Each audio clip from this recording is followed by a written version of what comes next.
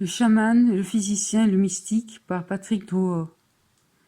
Le chaman, le physicien et le mystique évoquent la culture traditionnelle de peuples ouverts à la dimension cachée du monde. Pour ceux-ci, l'environnement, les esprits de la nature et les dieux font partie de la même sphère magique. Ce livre expose les enseignements de chamans rencontrés au cours de voyages dans les hémisphères nord et sud, leur vision de la vie et de la mort, de la maladie et de la guérison. Il aborde également la question de leurs pouvoirs paranormaux, de leurs prophéties et de leur incursion dans le monde des esprits. Ce livre est en fait le fruit d'une rencontre entre la vision occidentale de l'être humain, de son rôle et de sa place dans l'univers, et la sphère magique du monde chamanique. Dès la fin des années 70, j'ai effectué des recherches en tant que physicien sur la nature de la conscience humaine. J'ai moi-même expérimenté et fait vivre à d'autres de voyages vers le monde intérieur. J'ai connu les expériences d'expansion de la conscience décrites par toutes les traditions, voyage dans les vies antérieures, projection de la conscience hors du corps et incursion dans des mondes subtils. J'ai recherché dans les enseignements tibétains et yogis des parallèles avec nos concepts occidentaux. Au début des années 80, alors que je vivais à New York, j'ai participé à des rencontres interculturelles entre le monde des Blancs et la culture aborigène d'Amérique du Nord, et j'ai ainsi rencontré des représentants de la tradition chamanique amérindienne. Le rituel, leurs prières de remerciement à la terre-mère et leur vision de la maladie et de la guérison m'ont fortement impressionné. Il m'a semblé que ces cultures avaient développé tout au long de leur histoire des enseignements et des pratiques spirituelles permettant de transcender des strates de réalité conventionnelles et de faire l'expérience d'une dimension dans laquelle nos notions de temps, d'espace et de causalité sont suspendues. Des preuves innombrables confirment qu'une tradition chamanique s'est développée en tous les points du globe. Elle implique la coexistence d'un monde d'esprit dynamique et omniprésent et du monde matériel. Ces esprits, manifestations des forces de la nature, sont invisibles pour la plupart des humains, mais pas pour les chamans, êtres dotés de capacités paranormales. Les chamans pratiquaient la guérison et la divination, présidaient à des rituels d'adoration et à des célébrations, et servaient même de conseillers au roi. Leur aptitude permettait l'accès au domaine de la magie. L'être investi traitait directement avec les esprits et opérait comme médiateur entre le monde du dedans et celui de la matière. Naturellement, le gouffre culturel entre la vision cartésienne classique et les traditions chamaniques est gigantesque. Pourtant, les aptitudes de la conscience humaine semblent un peu changer avec le temps. Ainsi, l'émergence de la tradition chamanique mondiale, ses enseignements, croyances, pratiques et ses voies d'initiation constituent une voie de libération psychologique et spirituelle précieuse pour l'Occident. Tous les peuples traditionnels possèdent un mythe de la création qui représente l'ossature de leur vision chamanique de l'univers. En tant que voie de transformation personnelle et spirituelle, la conscience chamanique est au cœur de nombreuses problématiques contemporaines. La perspective chamanique transcende les limites étroites de la psychiatrie, de la psychologie et de la vision d'un monde ordonné, stable et déterminé. Les découvertes révolutionnaires de la physique quantique, la recherche sur le potentiel du cerveau, l'holographie, les expériences d'expansion de conscience peuvent se combiner aux enseignements des grandes traditions spirituelles, ainsi qu'aux expériences rapportées par les anthropologues. Une révision radicale de nos concepts fondamentaux de la nature humaine et de l'univers s'impose. Une physique chamanique de la conscience s'impose ainsi qu'une reformulation des lois fondamentales de la physique. La science moderne ne distingue pas psychose et éveil chamanique, elle tend à traiter les états non ordinaires de conscience par des antidépresseurs et des anxiolytiques. Page 37. Nous pénétrions de plus en plus profondément la conscience chamanique grâce à divers stimuli corporels. Sauge, cèdre, roulement du tambour, chant et prière. Le temps passait, mais sans qu'il n'y ait plus ni d'avant ni d'après, rien que d'éternel présent. Cette cérémonie est un appel spirituel unique. UWP montrera la voie à suivre à ceux qui souhaitent sincèrement communiquer avec le monde des esprits. Ils pourront alors servir leur peuple, sans distinction de religion ou de race, et le monde. Pour établir cette communication, il faut prendre exemple sur le chaman qui marche debout. Vous, spécialement vous, homme blanc, apprenez à dépasser les contraintes de votre ego. Si vous vous approchez encore plus, si vous voulez approcher encore plus le grand esprit et devenir un chaman naturel, développez aussi le respect de vous-même, rééquilibrez vos connaissances et vivez en harmonie avec les lois de la création. Je ne pouvais m'empêcher de songer que si ces cérémonies remontent à la nuit des temps et ont traversé tous les aléas de l'histoire, le moment est peut-être venu pour nous, occidentaux, qui avons perdu le sens des tels rituels, de retrouver ces voies anciennes de réalisation de soi à travers la réémergence d'enseignements chamaniques plusieurs fois millénaires. Il existe une plante enseignante nommée ayahuasca. Les Incas déjà semblaient détenir ses secrets, un breuvage qui rend possible la communication avec l'autre côté. L'ingestion d'herbes de pouvoir est une expérience nouvelle pour nous qui l'utilisons afin de favoriser l'expansion de la conscience, des rythmes, des musiques ou des mantras, ainsi que l'enseignent les chamans d'Amérique du Nord et les sages d'Orient. Il existe une cérémonie basée sur des rituels catholiques avec des chants et des hymnes reçus à travers le Mira Sao, la vision mystique produite par ayahuasca. Le Mira Sao, qui signifie tout à la fois vision interne et extase, est le modèle d'une forme de conscience dans laquelle le moi se concentre sur la réalité interne. Il favorise la conscience spirituelle nécessaire pour que la vie puisse continuer à se développer sur notre planète. Quant au dème, c'est un sacrement, un véhicule pour la force, pour l'être divin présent dans la forêt tropicale et dans toute la création. Le dème entretient une relation naturelle avec notre cerveau qui agit comme une clé pour ouvrir la porte de notre conscience. D'une part, le mélange de sipo, la liane, et de fola, la feuille, suscite diverses réactions neurochimiques basées sur ses propriétés moléculaires. D'autre part, ces alcaloïdes, divinités inhérentes aux composantes des deux plantes, aident l'homme à réintégrer et à comprendre un système de connaissances qui remonte à ses origines. En outre, le breuvage ajuste et réoriente le système nerveux, les méridiens et les énergies internes qui régulent les connexions entre le corps, l'âme et l'esprit. Nos hôtes récitent l'Ave Maria et le Notre Père, et tout en buvant, je remercie mentalement la plante pour l'enseignement qu'elle va me dispenser. L'anachronisme suscité par l'utilisation d'une plante chamanique dans le cadre d'un rituel chrétien nous surprend à nouveau. Nous étions venus rechercher une expérience de nature chamanique, une expérience d'expansion de conscience contrôlée, un dialogue avec une plante enseignante, et nous réalisons que l'ingestion d'un tel breuvage doit effectivement s'opérer dans le cadre d'un rituel chamanique ou autre. Les hymnes et les rythmes sont nécessaires pour baliser le voyage. 40 minutes après l'ingestion, alors que les assistants chantent, il nous semble que la forêt s'anime. Nous percevons des dégradés de couleurs, des variétés de verts que nous n'avions jamais remarquées auparavant. Je découvre les esprits de la forêt, un peu comme lorsqu'on a le sentiment d'apercevoir une forme humaine dans un rocher. Je ressens ensuite une attraction puissante pour l'être végétal qu'est la forêt tropicale qui s'étale devant moi. Sous l'influence de la plante, nos capacités auditives sont accrues. Ces modifications sont de plus en plus vives. Par moments, nous avons l'impression d'être surveillés. Le groupe veillait à ce que, sous l'influence de la plante, nous ne nous aventurions pas trop loin dans la forêt, au risque de nous perdre. Quelques minutes plus tard, nous remontons sur la terrasse. Je ferme les yeux et aussitôt j'aperçois des gerbes de lumière et un kaléidoscope de formes géométriques aux couleurs très intenses et très lumineuses.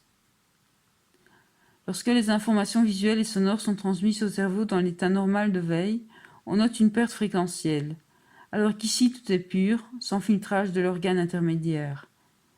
Ayahuasca suscite une double perception, celle de l'environnement extérieur et celle des 4 dimensions cachées derrière les 4 dimensions ordinaires, ce qui revient à voir le monde caché derrière le monde. L'expérience favorise peu à peu l'accès à une connaissance oubliée. Non seulement les propriétés de ce breuvage chamanique m'apparaissent, mais encore les possibilités holographiques du cerveau. J'ai l'impression indescriptible d'entrer dans l'hologramme spirituel qui décode cet autre hologramme que nous appelons monde physique. La question se pose de savoir si cette connaissance psychoactive provient de l'intérieur du cerveau humain, comme le prétendent les scientifiques, ou du monde végétal, comme l'affirment les peuplades amazoniennes. Il est clair toutefois que je ressentais l'influence d'un enseignement extérieur à mon être. Sur la terrasse, les chants et les hymnes deviennent de plus en plus insistants et je suis soudain saisi d'angoisse à l'idée de n'avoir plus le contrôle de mon être, de me retrouver soumis à une influence extérieure que je ne contrôle plus. Notre faculté de raisonnement semble toujours intacte, mais comme mis en veille. C'est une autre faculté qui analyse toute une série d'influx jusqu'alors inconnus de nous. Je regarde Liliane et c'est mon être spirituel qui la voit. Je réalise que le filtre de ma pensée et de mes perceptions normales a quasiment disparu. Je perçois tout autour d'elle comme une danse de couleurs et d'énergie vibratoire. Je distingue clairement son double subtil, puis quelque chose se glisse dans ma tête, léger comme une plume. Sa présence entre en moi, son essence même. Je capte la moindre de ses pensées identiques à des idéogrammes sensoriels. Sous l'influence de la plante enseignante, le phénomène télépathique s'accomplit et nous le vivons simultanément. Je suis elle, elle est moi, plus rien à cacher. Elle sait ce que je sais et il en va de même pour moi. Les questions posées dans nos têtes, nous les recevons et y répondons aussitôt, sans échanger de paroles. Précisons que les réactions télépathiques ne sont pas le propre des expériences pratiquées à l'aide d'ayahuasca. Elles sont en effet associées à d'autres traditions chamaniques. Ces états extatiques permettraient aux êtres humains d'accéder à une sorte de conscience transpersonnelle, favorisant la télépathie et la prémonition. Les effets psychoactifs gagnent en intensité durant les 40 à 60 premières minutes, puis vient un plateau d'environ 1 heure, à la suite duquel l'effet diminue progressivement. L'ensemble dure de 4 à 5 heures. Les plantes psychoactives ouvrent les portes de la communication entre l'esprit et l'astral, une dimension parallèle inhérente à l'homme et au cosmos. Lorsque nous prenons conscience de la réalité de notre univers intérieur, nous réalisons que nous sommes tous, tout à la fois l'ensemble de l'univers et chacune de ses parties. L'univers tout entier communique donc avec notre corps et notre esprit, une notion que nous rencontrons dans les traditions ésotériques depuis des milliers d'années. Les plantes enseignantes sont essentiellement un raccourci. Certains traversent des passages difficiles au cours de la cérémonie. Ceux-ci sont des moments clés du processus d'apprentissage. Les hymnes jouent alors un rôle de guérison important. Les chants chamaniques ont une importance fondamentale parce qu'ils stimulent et déclenchent les visions. Selon les chamans du monde entier, la communication avec les esprits s'établit grâce à la musique. C'est pourquoi les chants cérémoniels sont si précieux. La plante, une des plus vieilles enseignantes de la création, peut nous révéler l'histoire de la Terre au temps où les végétaux dialoguaient avec la conscience de l'homme. Tout ce que nous enseignent les traditions est incroyablement vrai, la Terre vit. La notion de temps devient floue, il n'est plus linéaire mais spirale, comme dans les cérémonies chamaniques. L'arbre enseigne qu'il est le lien entre le ciel, la terre et le monde souterrain. Il peut être utilisé comme un ascenseur vers des plans ou niveaux différents. Je ressens une impression de sécurité. C'est un protecteur. Je perçois la forêt et ses multiples royaumes à travers deux aspects de mon être. Le physique, avec ses capteurs sensoriels exacerbés, et mon double spirituel doté d'autres organes de perception. Un pont s'établit entre deux parties fondamentales de mon être. Mon double debout observe la forêt et voit un félin au pelage blanc se diriger vers lui. Je raisonne à deux niveaux. Au physique, j'analyse la situation. Deux possibilités s'imposent. Fuir ou faire face. Mon double spirituel fait le choix. Affronter l'animal qui bondit souplement vers moi pour s'incorporer à mon corps éthérique. La fusion est totale. C'est l'expérience ultime de l'union d'un être humain et de son animal totem. C'est l'expérience chamanique par excellence, vécue et rapportée par les plus anciennes traditions de l'humanité. L'Amazonie meurt parce que nous négligeons de la considérer comme un creuset de connaissances, au même titre que nos grandes bibliothèques occidentales. Le savoir en matière de botanique est le résultat des enseignements dispensés par certaines plantes. Dans une caverne de Polynésie, une peinture si différente du dualisme occidental déploya ses ailes, présentant dans sa cosmogonie un monde de métamorphose et de correspondance où tout est relié. Une compréhension de la communauté humaine perçue comme une extériorisation des forces divines incarnées par les héros ancestraux. Cette communauté totémique obéit à des lois naturelles, fondées sur l'ordre cosmique et sur l'appartenance fondamentale à la grand-mère Terre. Dans cette vie une, de la Terre-Mère, tout est échange, circulation d'une énergie unique. Un autre aspect essentiel de ces peintures changeantes est le rôle fondamental de la fertilité, et par là même la reconnaissance de la sacralité féminine et de la puissance des déesses reliées à la source ancestrale de la terre-mère. Ainsi, le mystère représenté par les femmes tient un rôle important dans le jeu incessant auquel s'adonnent les dieux. Si nous déplaçons une pierre, nous désorganisons l'harmonie et le pouvoir du lieu. Au temps d'avant, les êtres humains étaient pareils à des enfants. Ils n'oubliaient jamais d'adresser aux dieux des prières de remerciement pour les fruits, les plantes, les poissons dont ils avaient besoin. Unis à leur Créateur, ils vivaient en paix les uns et les autres, formant une seule et grande famille. Avant, le temps n'existait pas, c'était le temps universel, celui d'avant la cassure. Cette situation se modifia lorsque l'être humain laissa le mal entrer en lui. Il oublia de réciter les prières de remerciement et commença à chasser et pêcher sans nécessité, et même à faire la guerre à d'autres familles humaines. Les pierres ont une mémoire. Désireux de renouer avec la tradition chamanique et de l'aider à redevenir une authentique voie de transformation, de plus en plus de personnes explorent ces états de conscience pour accéder à la connaissance et à la sagesse du monde caché derrière le monde. Le recours aux chants sacrés, accompagnés de percussions, crécelles et tambours, ou aux animaux totems, découverts à la faveur de voyages dans des niveaux de conscience différents, sont redevenus des pratiques presque courantes. Toutes les cultures ont probablement eu, à un moment ou à un autre de leur histoire, une approche chamanique de l'existence, certains l'ont encore. Les nombreuses publications actuelles nous aident à restaurer les traditions de sagesse du monde entier. Les enseignements, mis à jour par cette démarche, sont l'héritage commun de ceux qui appréhendent la voie chamanique comme un chemin vers la sagesse intérieure et l'harmonie entre peuple et tradition. Aujourd'hui, de plus en plus d'individus conscients des réalités écologiques, sociologiques, religieuses et spirituelles réalisent que le chamanisme a été le premier jeu de clés ayant permis à l'être humain de comprendre son environnement et de vivre en harmonie avec lui. Jusqu'à la fin des années 60, les partisans obstinés de la vieille école ont continué à affirmer que le chamanisme était une maladie mentale. Depuis les années 70, un nouveau discours présente le chaman non seulement comme un créateur d'ordre, mais encore comme un spécialiste de métiers, aussi divers que médecin, pharmacologiste, botaniste, sociologue, avocat, astrologue, prêtre. Quand l'anthropologie structurale accéda au statut de science, les anthropologues s'efforcèrent de trouver de l'ordre dans le désordre et le chaman devint un créateur d'ordre. En 1951, à l'époque où Claude Lévi-Strauss transformait le chaman fou en psychanalyste créateur d'ordre, Mircea Eliade, une des principales autorités en matière d'histoire des religions, publia son désormais classique « Le chaman et les techniques archaïques de l'extase ».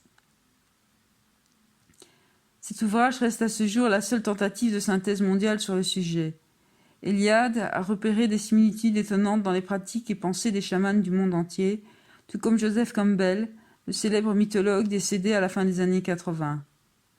Les techniciens de l'extase se spécialisent, en fait, dans une transe au cours de laquelle leur sens et leur âme sont censés quitter leur corps pour entreprendre des ascensions célestes ou des descentes infernales.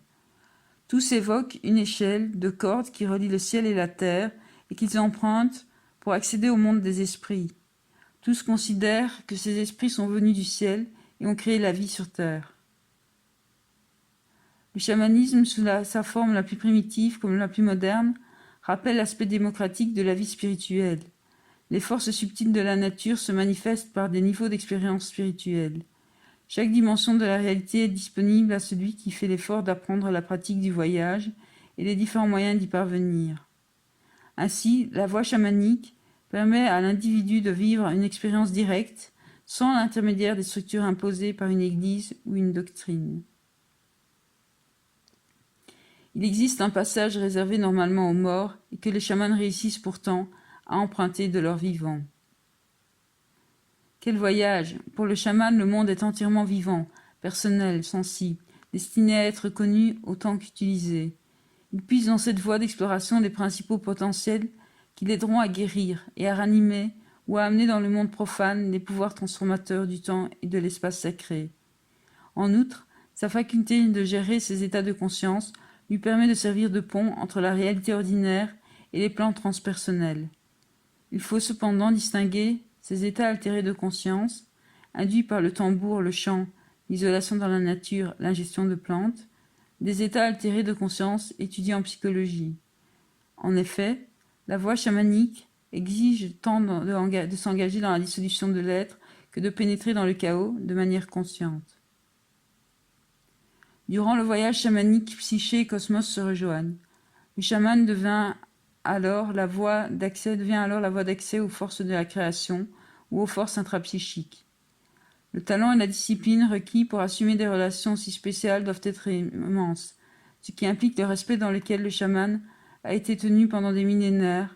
Ainsi, défiant le temps et les frontières culturelles, la vraie tradition chamanique reste aujourd'hui vivante et préserve tant sa méthode que son image. Les traditions chamaniques n'ont pas été réellement prises au sérieux par les nations occidentales industrialisées, bien que le chaman ait développé depuis des siècles des modèles sophistiqués de comportement humain. En outre, beaucoup ont démontré une certaine aptitude à s'adapter à la technologie et à la médecine occidentale, alors que celles-ci n'ont jamais incorporé la moindre pratique chamanique. Cette situation évolue. Pour comprendre la nature du chamanisme, nous devons inclure d'autres dimensions dans nos modèles spatio-temporels classiques à 3 dimensions. Cessons de nous fourvoyer en limitant notre champ de perception et notre connaissance. Notre modèle de pensée actuel ne permet pas d'accepter, et moins encore d'expliquer, les phénomènes surnaturels. Il nie par exemple l'existence du surnaturel parce que celui-ci ne correspond pas à la vision dynamique de la nature. Or, le rapprochement récent entre la science et la tradition a démontré que le phénomène chamanique n'a rien de surnaturel. Il apparaît seulement comme tel parce que la science matérielle cherche à l'intégrer dans son cadre de recherche. Aujourd'hui, que celle-ci a élaboré des structures plus ouvertes, les physiciens s'aperçoivent que l'univers compte plus de 3 dimensions et que le chaman médiateur entre le sacré et le profane travaille sur ces autres dimensions depuis déjà plusieurs milliers d'années.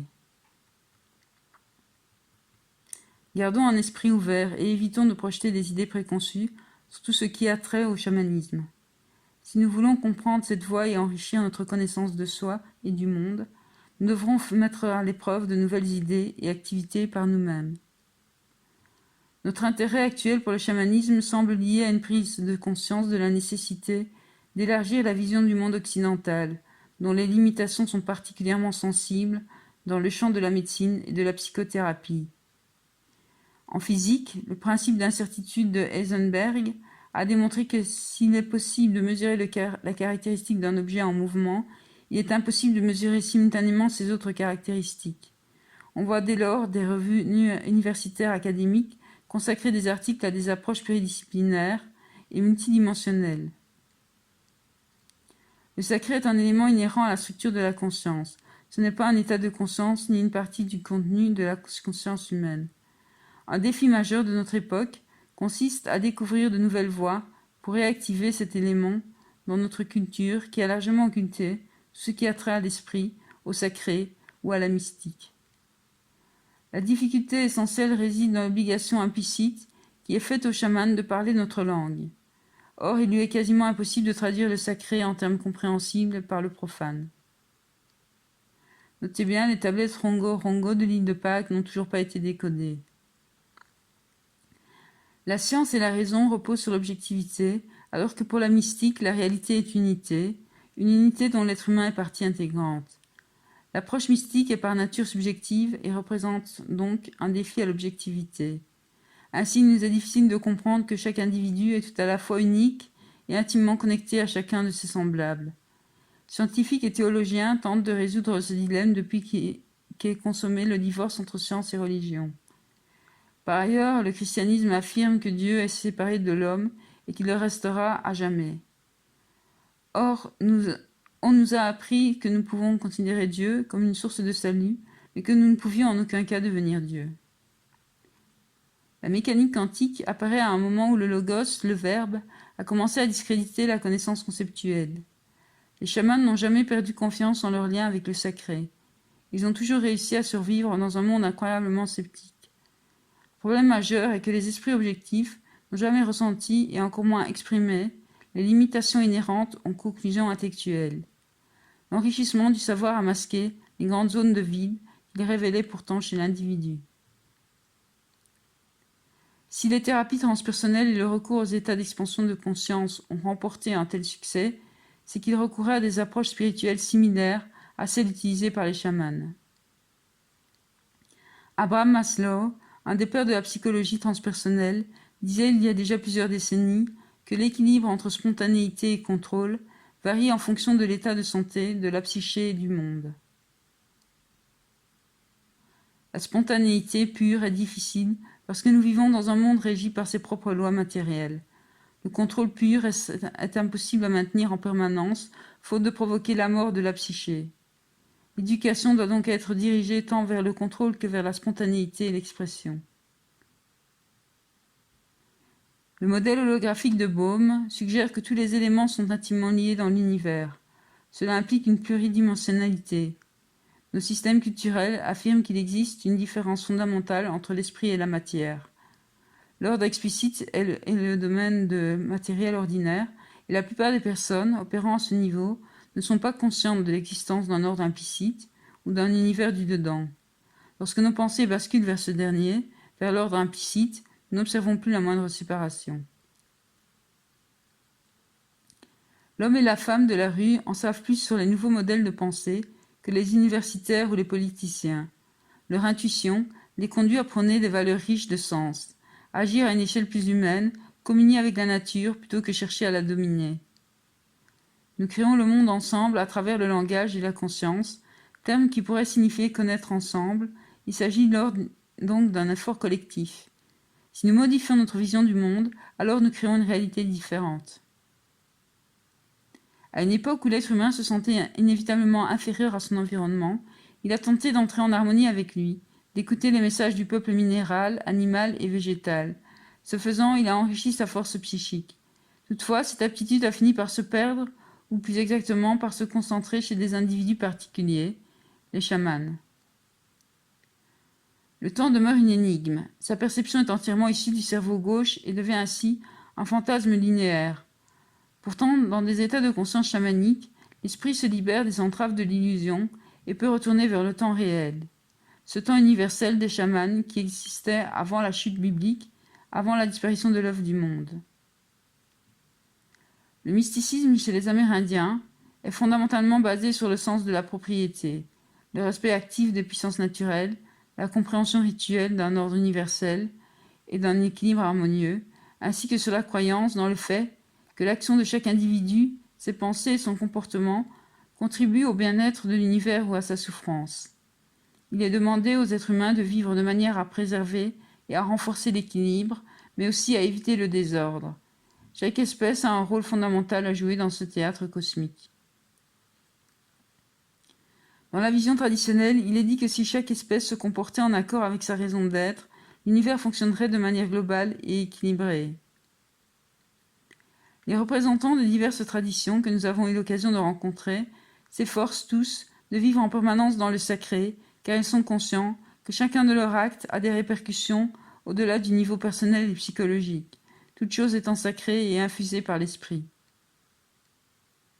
Tous les membres d'une communauté doivent vivre en harmonie et être conscients de la puissance et du mystère qui les entoure. Si les états de conscience éveillés sont en Occident le propre d'une minorité, chez les peuples amérindiens, diverses disciplines et pratiques ont été développées pour permettre à l'homme d'accueillir la puissance spirituelle. Virtuellement, chaque individu est un quêteur ou un saint. Parmi les disciplines courantes et généralement jugées indispensables à la quête spirituelle, citons le rêve, le jeûne, la quête de vision, la purification, la prière, l'offrande, la danse, le chant, la fabrication et l'entretien d'objets sacrés et le fait de mener une vie variée en accord avec les lois de la nature. Il est possible de combiner l'information produite par deux perspectives totalement différentes. Les cultures chamaniques traditionnelles perçoivent l'univers comme une entité vivante. Notre culture scientifique moderne classifie, analyse et nomme tous les objets comme autant d'entités séparées. Dans la vision traditionnelle, l'invisible constitue un niveau de réalité. Pour nous, il est inexistant. Les chamans sont des individus qui possèdent le don de la vision intérieure de la condition humaine et qui ont atteint un niveau de sagesse concernant l'esprit. C'est dans cet état de conscience qu'ils vont remplir leur vocation de guérison. J'ai depuis longtemps la conviction qu'il existe à côté de la vision traditionnelle occidentale d'autres façons d'appréhender la maladie qui nous permettraient d'en identifier mieux les causes. L'insistance chamanique, qui consiste à percevoir la maladie en termes de disharmonie, de peur et de perte de l'âme, en est une. Ainsi, les chamans savent depuis toujours que la maladie est inévitable si la vie a perdu son sens pour l'être ou si celui-ci a oublié son sentiment d'appartenance ou de connexion. Une sensation chronique de peur engendrera une perte d'amour, de joie et de confiance, qui sont les fondements de la santé sans lesquels la force de la vie elle-même semble se retirer peu à peu du corps. Une église peut être simple, mais l'énergie de la prière générée par des dizaines de générations de fidèles puissante.